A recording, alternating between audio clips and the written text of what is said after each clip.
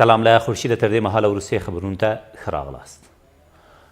د ناټو لوی منشي نن سهار په یو ناڅاپي سفر کابل ته راغی. ینس سټولټنبرګ په افغانستان کې له میشتو بهرنیو ځواکونو او افغان چارواکو سره هم کتلي دي. ویل کېږي ښاغلی سټولټنبرګ به نن مازدیګر له ولسمشر غني سره په یوه خبري ناسته کې هم راڅرګند شي. څه باندې 10 سرحدي پولیس د فراه په پشتکو ولسوالۍ کې په یو برید کې ووژل شول.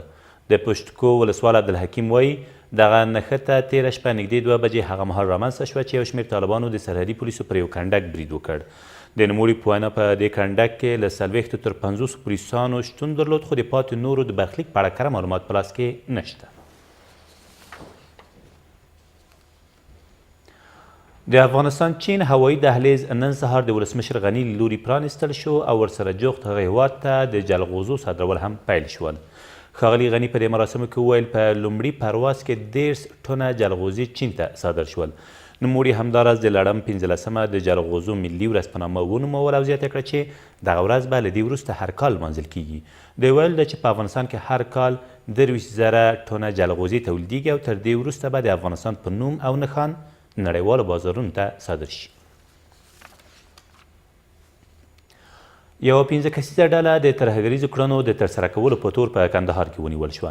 څرګنده ملي اداره د یوې خبرپاڼې په خپرولو سره وایي دغه کسان چې تر دې مخکې د شاولي کوټ، ژیړۍ او میوند ولسوالیو په شاوخوا سیمو کې په ترهګریزو بریدونو بوخت ول، د دغې ادارې په ځانګړو عملیاتو کې نیول شوي دي.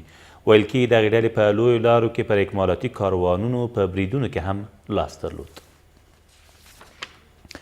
ولسمشر غني وایي د افغان سولې په اړه په ملي کچه یو مشورتي بورډ جوړیږي.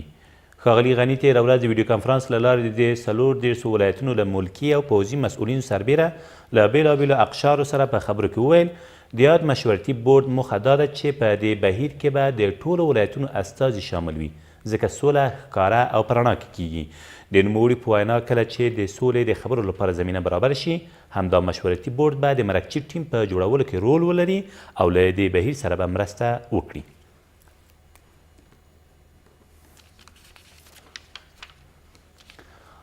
او د بغلان د مرکز په ډنډ غوري سیمه کې له 3 ورځو راهیسې جګړه روانه ده. د دغه ولایت امنیه قمندان وایي د ډنډ غوري سیمې یو شمېر کلي چې له کلونو راهیسې د طالبانو په ولکه کې وو، په دې څو ورځنیو نښتو کې د هغوی له شتونه پاک شوي او دغه عملیات همداراز دوام لري. د نوموړي په وینا په دې عملیاتو کې بهرني ځواکونه هم ورسره مله دي.